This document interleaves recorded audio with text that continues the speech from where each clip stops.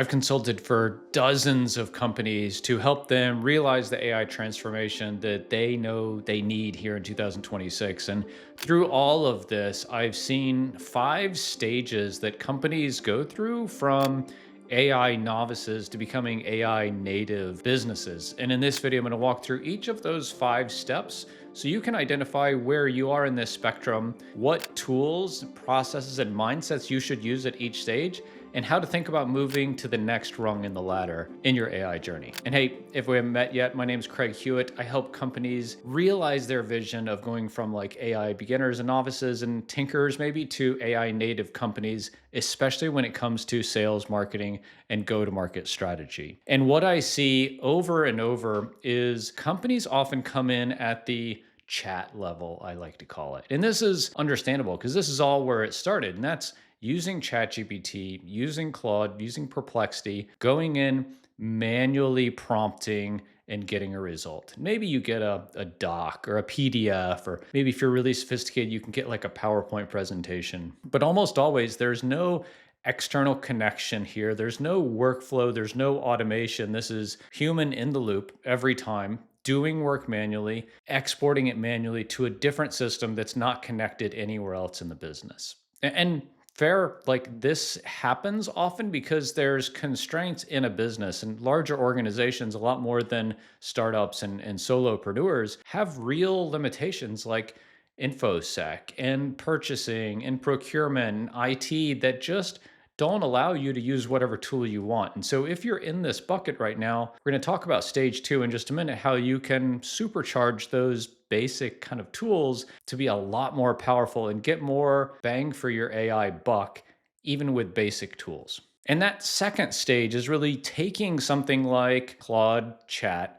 or ChatGPT and using things like projects and custom GPTs. We've covered this on the channel here before, and I'll leave a link in the description below if you want to check out how to create custom GPTs and how to use Claude projects in the right way. We're not talking about Codex. We're not talking about Claude Code or Claude Cowork yet. We're certainly not talking about always-on AI agents. We'll get to those in a minute. But here, what's happening is you have a consistent, repetitive, predictable task that you want to do, and you want to be the input to that system. And this is something pretty basic typically. This is like, I want to take this document and understand it and create a summary from it. Or I want to create a social post, and here's the topic I want to create this post on. That's a pretty good place for either a Claude project or a custom GPT. You have an input that you as the person need to manually input, and then you have context, you have a system prompt, and you have examples, both positive and negative examples of what you want to then get the desired output, but then manually exporting that or doing something with that output afterwards. There's no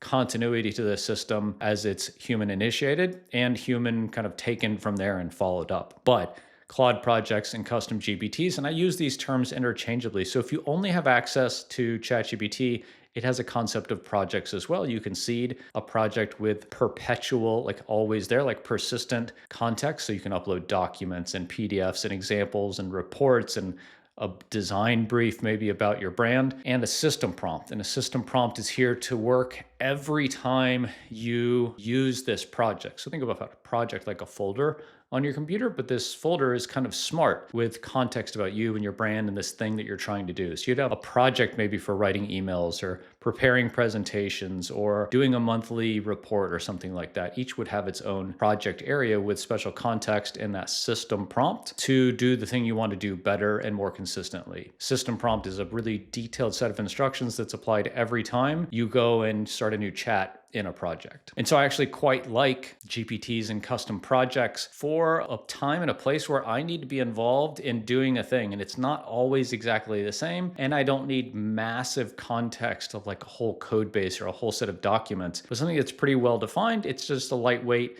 way to use AI. You know, I think when it comes to marketing in particular, regardless of the tools you're using, you've probably noticed the same problem I have. They're great at answering questions, but don't actually deliver a lot of work. And that's why Ahrefs built Agent A. Agent A is a marketing agent with full access to your Ahrefs data. So instead of just giving suggestions, it can analyze competitors, find content gaps, identify keyword cannibalization, audit your site's technical health, build content calendars, track AI visibility, monitor brand mentions, and even create reports and strategies with you. And what makes this different is that it isn't limited to just the public API. Agent A has access to the same Ahrefs data and reports available inside the platform, including Site Explorer, Keyword Explorer, Content Explorer, Rank Tracker, and a whole lot more. It also comes pre-built with marketing skills, so you can run things like content gap analysis,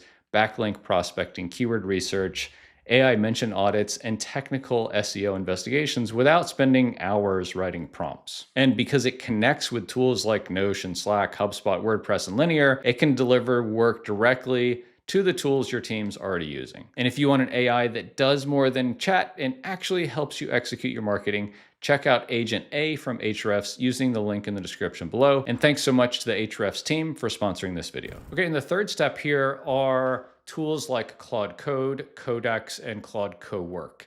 If you're not familiar with these are tools that work on your local computer in a folder and can have access to things like skills and plugins and additional MCP servers in context. You can use MCP servers with chat and projects like we were talking about before, but I think most of the time power users, like what I see is when you graduate from a chat based tool to agentic AI tool like Claude Cowork, Claude Code, or Codex. This is where you start to introduce things like skills and MCP connectors and plugins to really expand the power of the kind of AI usage in your business. And so a good example here is like, I'm going to develop custom software. This is where like a Claude Code or a Codex really comes in. Or it could be like, hey, I want to develop a second brain in my business. This is a perfect example of where and how you should be using something like Claude Code or Codex or Claude Cowork to have a bunch of files on your computer. You have several skills, and a skill is like a repeatable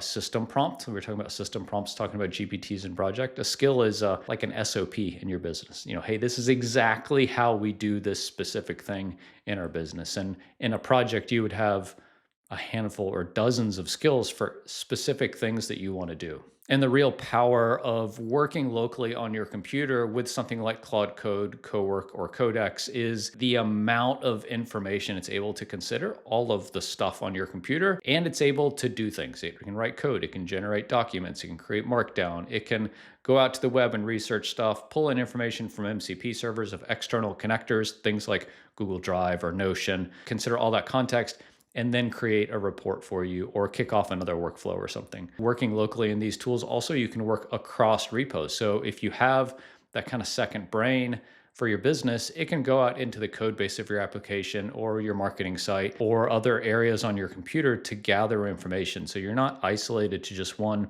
working space. It can connect anywhere that you want it to. So with this comes some security considerations.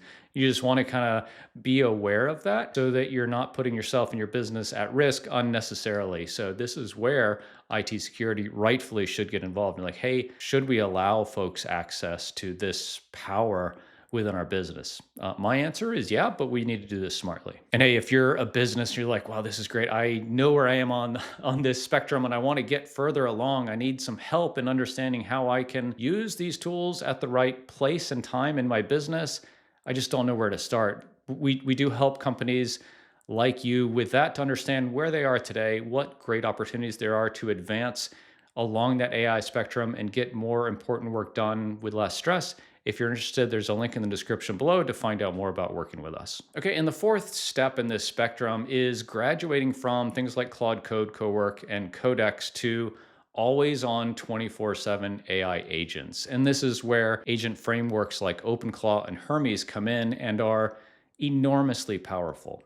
And the paradigm shift here is really, instead of with something like Claude Code or Codex or Cowork, I need to be here to do work. Like they do have things like scheduled tasks and you can set up cron, and Cowork especially is becoming more like an Openclaw or a Hermes, but it does live on your computer and you need to be there. And the computer needs to be on. So if you have a laptop like this, is a little bit harder. But if you're using something like a Hermes or an Openclaw, it's sitting on a computer in the cloud or on a Mac Mini in your office.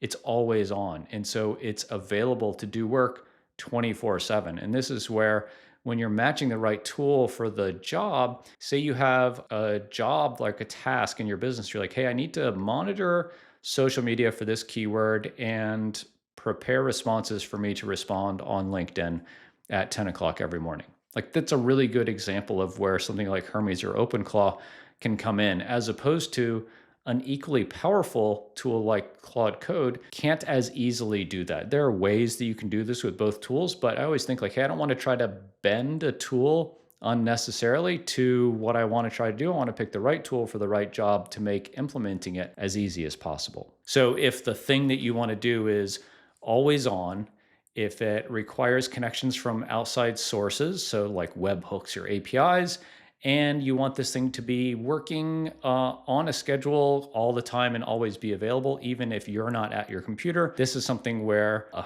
AI framework like Hermes and Openclaw is the right choice. And for me, between those two, Hermes wins mostly from a reliability perspective and a memory management perspective. So Hermes is my open source AI framework of choice as of today, but that's changing kind of all the time these days. Okay, and the last one is a pretty big step. So if all of these steps have been like one or two steps along the way, this next step is kind of like 10 steps further. And this is where AI is at an operational or an operating system level in your business. And what I mean by this is you have all of these things happening that we've talked about rolled into a custom solution that runs your business. And so what this could look like is you have your website in a place where AI can connect to that easily.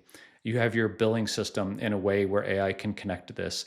You have reporting custom built where you and all the members of your team can see all the data at once because AI has access to all of those tools. You're not doing AI in Claude Code or Cowork. You're using AI in custom applications and dashboards that you've built yourself to run the business. And this is really powerful because you're not, again, bending these tools to do what you want, but you're building bespoke solutions that do exactly what you want and nothing else. This is such a big step because if you've built software before, like maintaining it is a big part of that. And so again, like if you're interested in getting help and moving from that, yeah, I use Claude Code a little bit too. My entire business is run on an operating system that's powered by AI. Like you reach out and we'd love to chat about helping you with that. This is such a big step though, because you need to get your data prepped first to be able to be accessible by these AI systems. And this is true across the board. This is the biggest barrier we see is data is inconsistent and it's not accessible by AI tools. But if you're moving all the way over to the operating system level, it's a hard requirement. The data has to be good and it has to be accessible. And then you build custom solutions to let you and your team use AI smartly, consistently, and with some guardrails to achieve the business outcomes you want. So this is reporting, this is data, this is delivery.